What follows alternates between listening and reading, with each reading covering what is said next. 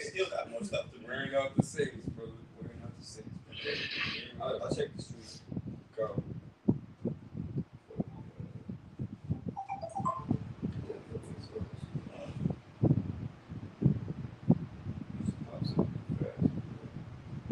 Kind of slow my phone too. As it,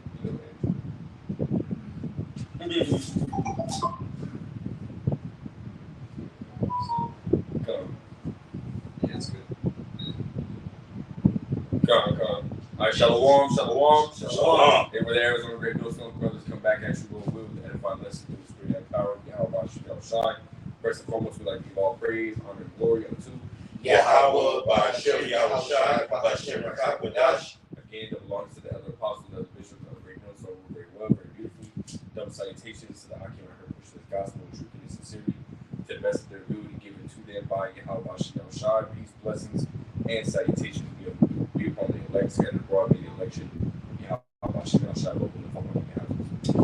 So, we're about to go into Psalms, the 50th chapter, and have an understanding that, at the end of the day, Israel, Yasharallah, Zion, Jerusalem, the 12 tribes of Israel belong to Yahweh, Ba'ashem Yahushai, and that we are those chosen. Even though right now, we're in our punishment zone, but pretty soon that's going to pass. Going before Brother give me Deuteronomy 7:6, Bible Kushah, which goes into who we are. Also, too, that we are above all nations. Brother give me that. God, this is Deuteronomy chapter 7 and verse 6. It reads, "For thou art a holy people unto the Lord thy God. The Lord thy God hath chosen thee to be a special people unto himself above all people that are upon the face of the earth." God, a special people that he has chosen to himself, meaning letting you know that he didn't choose any other people. He only chose who? The 12 tribes of Israel. And if a brother going, unless you have precept, we can go on into Psalms, the 50th chapter. This is Psalms chapter 50 and verse 1. It says, the mighty power, even the Lord hath spoken and called the earth from the rising of the sun unto the going down thereof. Out of Zion, the perfection of beauty, the Most High hath shined. When you go into it again, out of Zion, the perfection of beauty. Who is that Zion? That Zion is who? Israel. Matter of fact, brother, give me that Lamentations 2 and 15. This is Lamentations chapter 2 and verse 15. It says, "All that pass by clap their hands at thee. They hiss and wag their head at the daughter of Jerusalem, saying, Is this the city that men call the perfection of beauty, the joy of the whole earth?" So, of course, that when we got in trouble. And then everybody walking by, hissing and going on and looking at us and whatnot when we had our downfall. Just because we had downfalls, it never was that Yahweh Shai basically just got rid of us and all, as Christianity speaks of. Brother, any piece of anything?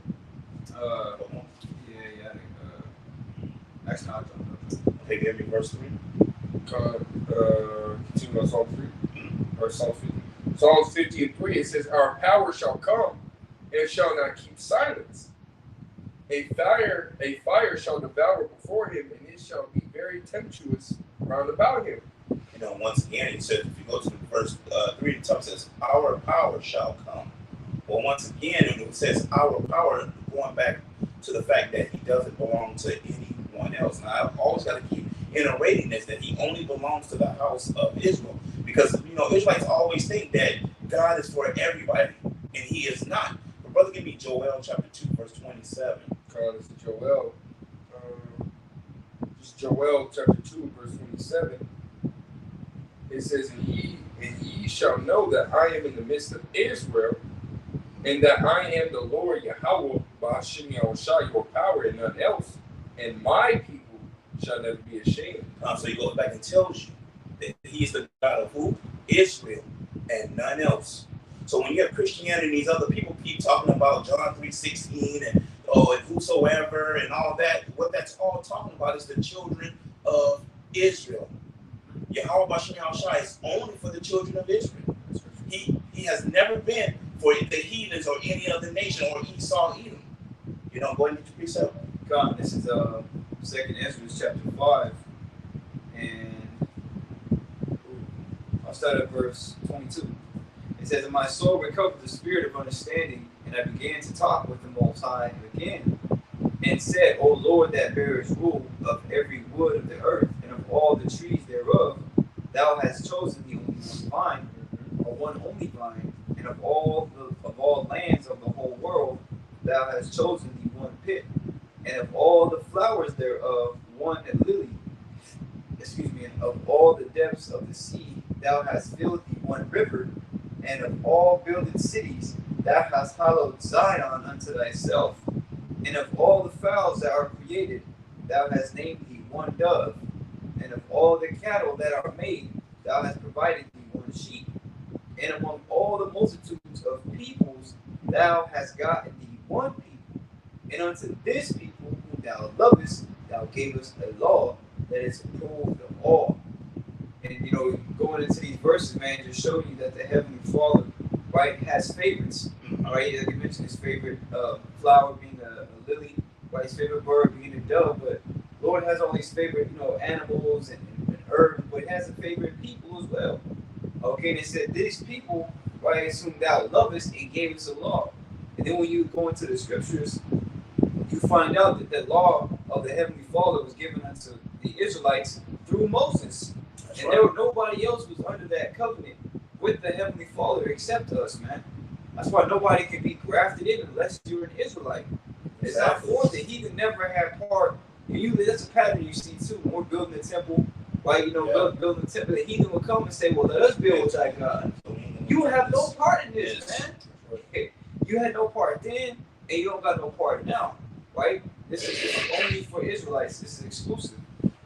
Now, also, too, Psalms 147, 19 and 20. That's the spirit I'm literally right here. Oh, how's it going? Yeah. That's the spirit, brother. I'm Oh, right yeah. here. This is Psalm 147, verse 19. So with his word unto Jacob, his statutes and his judgments unto Israel, he hath not dealt so with any nation. And as for his judgments, they have not known them. Praise ye Yahweh, Ba'ashem Yahushai. You want to speak on it? Yeah, again, they did this word, right? This wisdom, knowledge, and understanding, right? He gave to the Israelites, man. Right? What did he say? This shall be your wisdom among the nations, right? Who was he speaking to when they said that, man? He's speaking to the Israelites, man. He wasn't speaking to no other nation. First and foremost, why would he say this is your wisdom among the nations if he was speaking to every nation, man? That don't even make any sense. You got that? Yeah, Yeah, go ahead. This is Deuteronomy chapter 4, and I'll start at verse 1. And verse 2, and then I'll skip down. Deuteronomy chapter 4, verse 1, it says, "Now therefore hearken, O Israel, Right. unto the statutes and unto the judgments which I teach you, for to do them, that ye may live and go in and possess the land which the Lord God of your fathers giveth you. Ye shall not add unto the word which I command you, neither shall ye diminish aught from it, that ye may keep the commandments of the Lord your God, which I command you."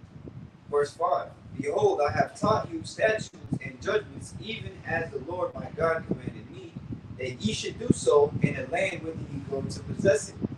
Keep therefore and do them, for this is your wisdom and your understanding in the sight of the nations, which shall hear all these statutes and say, Surely this great nation is a wise and understanding people.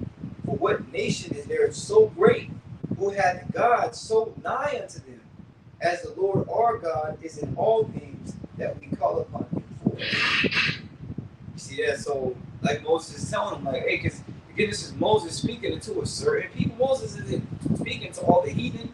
He's speaking to these people who the Lord, had him deliver out of Egypt from the Egyptians, man. And that's why this whole chapter is heavy too, because Moses says that.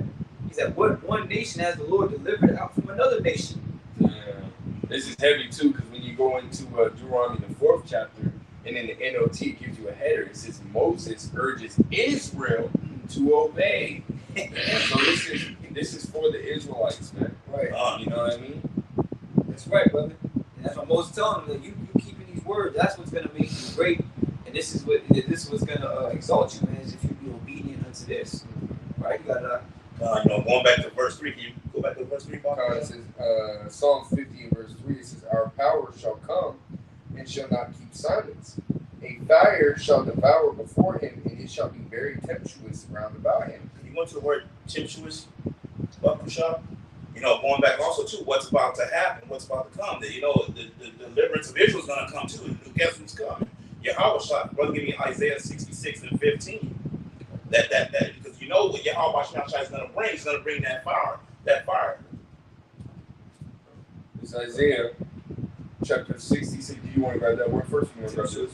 I'll get the go ahead and get the word first, and then get Isaiah 66, 15 and 16. Con, this is the word tempestuous. Tempestuous.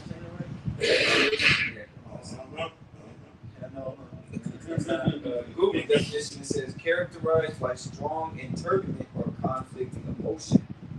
The synonyms, it says unrestrained, explosive, fiery, hot temper, violent. Right, so this is what's coming. Yahweh Shai is coming to bring that violence unto these nations, unto these heathens and whatnot. That devouring fire. Now, brother, give me that Isaiah 66, 15 and 16. Right, it's Isaiah chapter 66 and verse 15. It says, behold, the Lord Yahweh Bashem Yahushua will come with fire, and with his chariots like a whirlwind, to render his anger with fury and his rebukes with flames of fire. So you know that time is going to come that Yahweh Bashem Yahushua is going to deliver what belongs to him. What he's going to destroy these 2/3, these heathen here, and the land of Esau, Edom. You know, have that understanding once again that we are the those that belong to Yahweh Bashem Yahushua. He's definitely believe he's coming back for his. Unless you had something else. Verse 16 says, for by fire and by his sword will the Lord plead with all flesh, and the slain of the Lord shall be many. And the slain of the Lord shall be many. As I was saying, hey man, it's going to be a great death. A great death is about to be upon Babylon, aka America. But once again, understanding that the elect of the house of Israel will be what? Taken up out of here. Before that, when these things happen, will be pulled apart. And when these people really start catching that rap of Yahweh Bashem Yahushua, and the missiles start coming and whatnot. If you go a little further in Psalms, yeah, Psalms chapter 50 and verse 4, it says, he shall call to the heavens from above and to the earth, that he may judge his people. Gather my saints together unto me, those that have made a covenant with me by sacrifice. And it says, gather his saints. Well, who are his saints? You know, brother, give me, let's see, what is that? Matthew 24 and 22, before they're elect. Those are his saints. Unless, Con. I got, you going to go to 148 and Psalms? Oh, yeah, I got got that. I'll grab that Psalm 48. My fingers are so slippery. This is Psalm chapter. This is Psalm chapter 148 and verse 13. It says, let them praise the name of the Lord, for his name alone is excellent. His glory is above the earth and heaven. He also exalted the horn of his people, the praise of all his saints, even of the children of Israel, a people near unto him. Praise ye the Lord. So going back into it, understand who his saints are. His saints are out of the children of out of the house of Israel. No other nation, no other people. Were you holding on? Yeah, I got what you said. This is when you go into Exodus, the 24th chapter, right? It tells you in the NLT, the header for that chapter goes into Israel accepts the Lord's covenant, right? So the Lord made a covenant with the Israelites, man, right? And when you go into it, right, it says, Exodus chapter 24, verse 8, it says, and Moses took the blood and sprinkled it on the people, which are the Israelites, and said, behold, the blood of the covenant which the Lord hath made with you concerning all these words, right? So this is the Israelites, right? The Lord made the covenant with the Israelites, right? And the brother just read the saints are the Israelites are the saints, man. And in this time it would be the elect. As the brother was going into. That's right, God. That's right, man. I'll go into that Matthew 24. 30. Also, brother, give me the Hebrews. It proves that who we are too. That remember that it never switched hands. Because even though Christianity don't believe what we saying, it proves that who we actually are, and that it never switch hands. Is that Hebrews 8 and 8 or Hebrews 8 actually? I get that too. I'll grab this Matthew 24. Come. This is Matthew chapter 24, verse 30. It says, and then shall appear the sign of the Son of Man in heaven. Then shall all the tribes of the earth mourn. Is it going off? No, it's just It's like it, y'all. I don't know if we get low battery or something. no, it's this cord, man. It's like it. Just see something pop up on the screen. Yeah. Might be a power situation. Yeah, let me readjust it here real quick.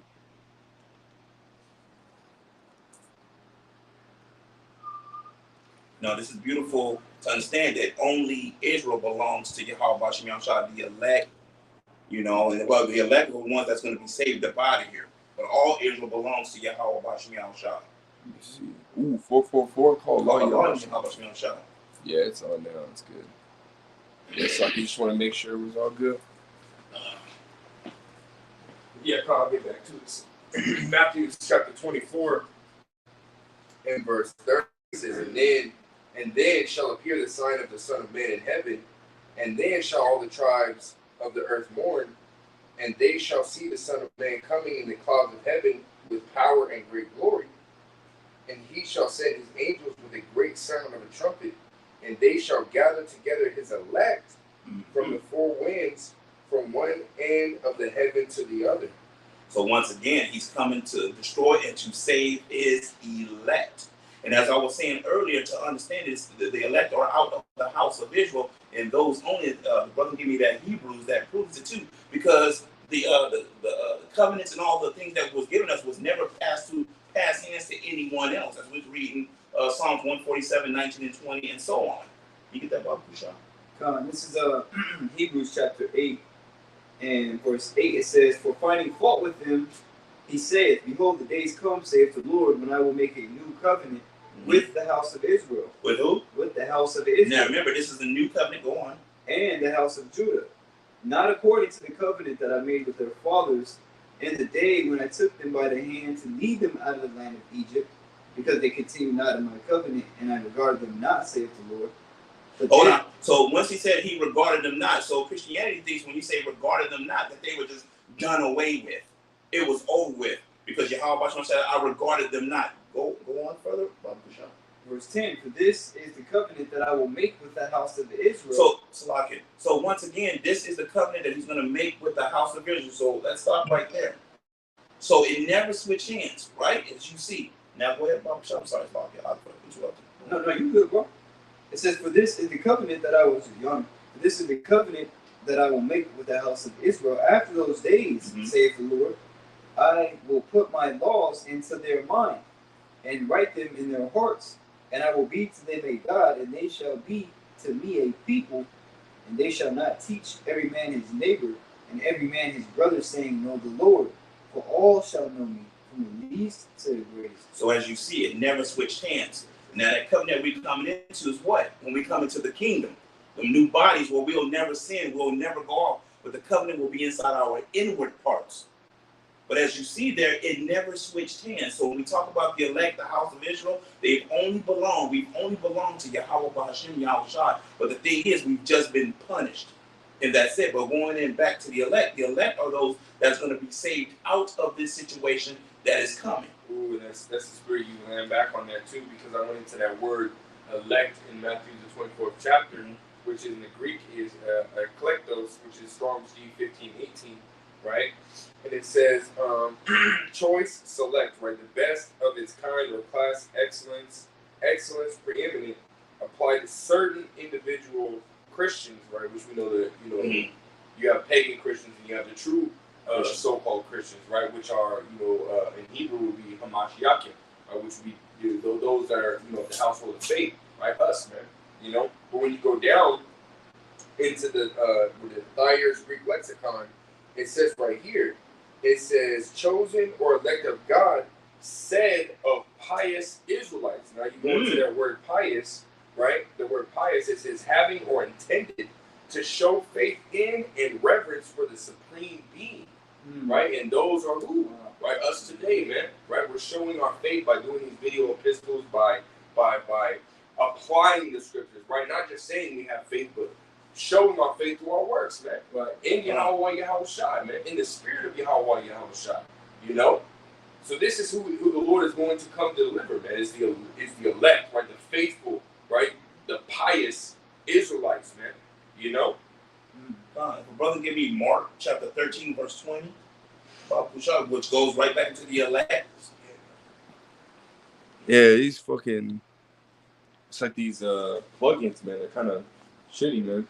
Yeah, it's not popping up on the screen, so I'm thinking it's fine, but Yeah, but if his phone does, is that what it's saying? Low battery or something? yeah, I think so. We might have to. I wonder if it has. Can we wrap it up? Is your phone dying? It's at 10%, but I had it plugged in at the same time. Oh, You know what I mean? And usually, You know, it might be your box because if the fan is running, it's lucky y'all, but if the fan is running, then you're getting power. The only way you think it might be your box to your. No, well, I don't know. We'll deal with that later. All right, cool. That's wonderful. But anyway, so I said, 13 and 20. 13 and 20. This is Mark chapter 13 and verse 20. And except that the Lord has shortened those days, no flesh should be saved. But for the elect's sake, whom He has chosen, He has shortened the days. So once again, He shortened the days for the elect. So you keep hearing that elect. Who is the elect? The elect are who? Those of the house of Israel. Those that are pushing this word. Those that are keeping to the commandments of Yahweh Yahushua to the best of their ability. Those that are doing the will of Yahweh Yahushua. And you have to understand that He's going to cut those days short. That He's going to save His elect. So, once again, we're just going into who Yahweh Yahushua people are. Matter of fact, let me get Isaiah 45 and 4, unless y'all brothers have precepts. This is Isaiah chapter 45 and verse 45 and 4. I believe it's 45 and 4. It's Isaiah chapter 45 verse 4. It says, for Jacob, my servant's sake, and Israel, mine elect, there it is. I have even called thee by thy name. I have surnamed thee, though thou hast not known me. Once again, His elect. Going back into that, who the elect are. And now I'm just repeating myself who the elect are. For those to really understand that it's the house of Israel, not the whole house, but those that were chosen, those that are doing the will of Yahweh Shemashah, those will be those elect men. It won't be all Israel, because we got 2/3 of Israel that's doing what's wrong right now. But understand that even with them, the time will come where all Israel shall be saved. Matter of fact, I'll give you that, because that's going to be in the kingdom. And that's a beautiful thing too, to know that all Israel's going to be saved. I mean, I'm gonna tell you right now, 2/3 that's going to die is going to be a horrible death. But at the same time, the scriptures tell us that all Israel shall be saved, which proves again that the Israelites are Yahweh Shemashah's people. Yeah, this is Isaiah chapter 60 and verse 21. It says, thy people also shall be all righteous. They shall inherit the land forever.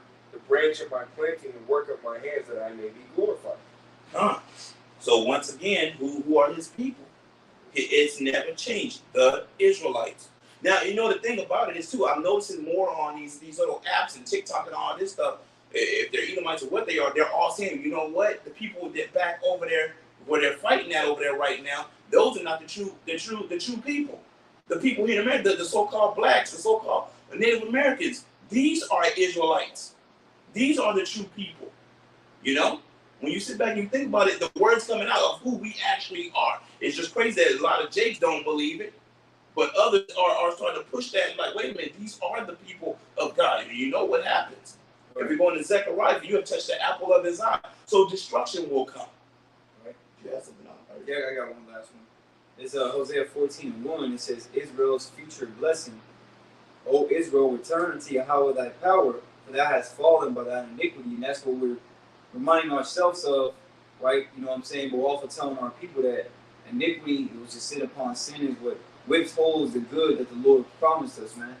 That's why we're in this position now as slaves. Right? Like the brothers bringing out, we are the beauty and perfection of the earth, the joy of the whole earth.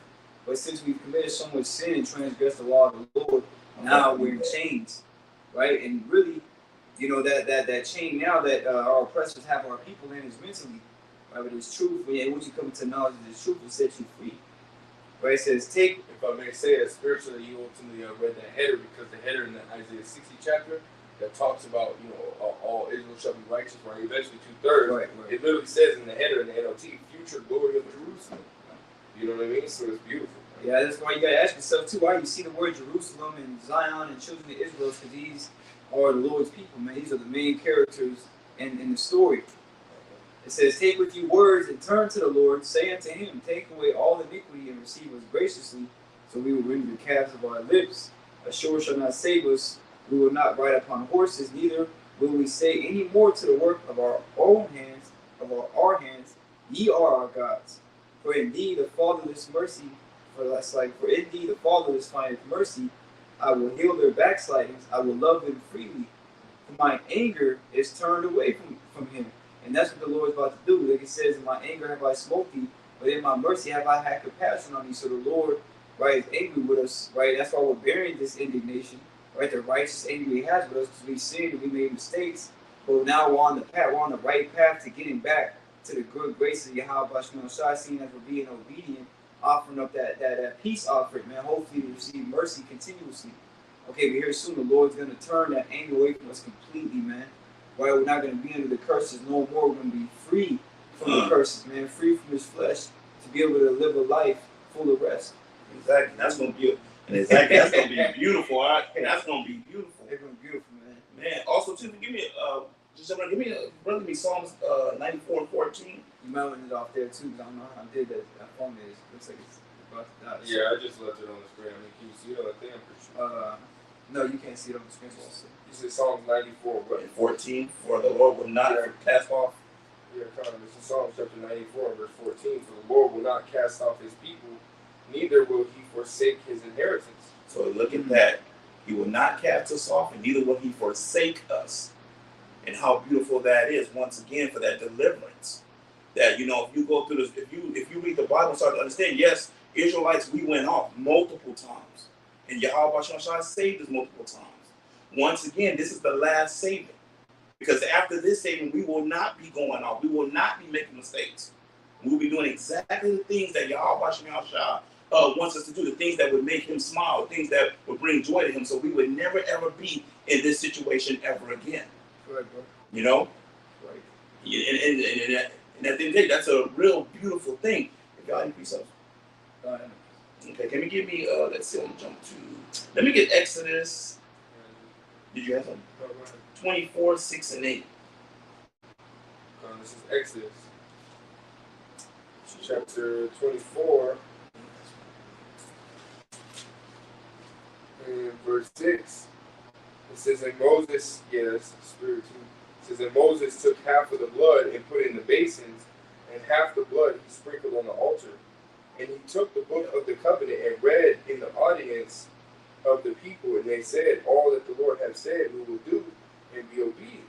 And Moses took the blood and sprinkled it on the people, and said, behold the blood of the covenant which the Lord hath made with you concerning all these words. So once again, the brother brought that out earlier, I believe, and going into Moses.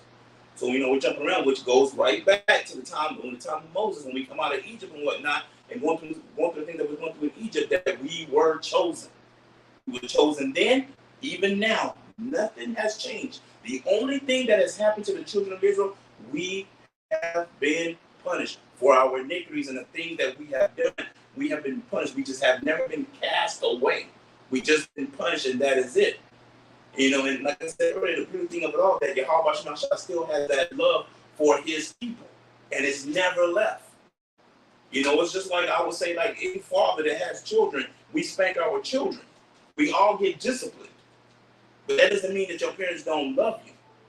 Now, depending on in this world, you got to be careful with that, because there are people that beat their kids and whatnot. I mean, to go off and do things they shouldn't do. But overall, spanking your children because you love them, Yahweh Bashar basically discipline us just a little bit for us to return back to and do the things that we're supposed to be doing.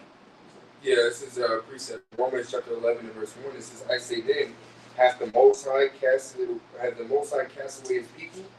God forbid. For I also am an Israelite of the seed of Abraham, of the tribe of Benjamin. So I never, will never, cast off the Israelites, man. Right? They will always be the chosen nation of the Lord. I got one more too. Go ahead. It's 2 Samuel chapter 7 verse 23. It says, "And what one nation in the earth is like thy people, even like Israel, whom God went to redeem for a people to himself, and to make him a name, and to do for you great things, and terrible for thy land before thy people, which thou redeemest to thee from Egypt, from the nations and their God. Thou hast confirmed to thyself thy people Israel to be a people unto thee forever, and thou, Lord, art become their people." So, we are the Lord's people forever, man. Okay, that's why the Lord raising up the house of David in these last days, man, because we're on the path to where, here soon come, the whole nation is going to be restored. Okay, but that restoration starts with the rising up and the rebuilding of that third temple, which is the house of David. Okay, the chosen, right, which is going to ultimately bring in, right, the 2/3 that perished on the side through their seed, through their offspring. Okay, so this, like the brother said, this is a beautiful time, man, seeing as we're coming back to our right mind and to these scriptures, man, which is exactly where we belong. Okay, not in the world, but in these words. So, going back into it once again, like I was saying, it's a beautiful thing to know that Yahweh Bashim Shah has that love, that strong love, for his people, and the things have never changed. It's as when you read the scriptures, you start to understand that, as the brothers would say, you have your happy part and you have the bitter. You have the sweet and the bitter. And the bitter parts are that we went off. And how many times we went off? The sweet parts is what? That Yahweh Bashim Shah still loved his people. Even when he talks about his elect. My brother, give me Jeremiah 29. I love this from Jeremiah 29 and 11. If you can get that for me, Baba Kushah. This is Jeremiah chapter 29. It's like you might want to need it off soon. It's gonna be the last scripture. This is Jeremiah 29:11. It says, "For I know the thoughts that I think toward you, saith Yahweh, thoughts of peace and not of evil, to give you an expected end." So it shows right there that Yahweh Bashim Shah, his thoughts towards his elect is to give what? That expected end, which is the kingdom, and it's going to be beautiful and glorious for us to all see each other once again. To be in a place where it's righteousness dwells. And if brothers and any precepts, I know this is about to cut off. We're gonna give all praise, glory, and honor, to Yahweh, Ba'ashem, Yahweh Shai, Ba'ashem, hope you're edified. Shalom. Shalom.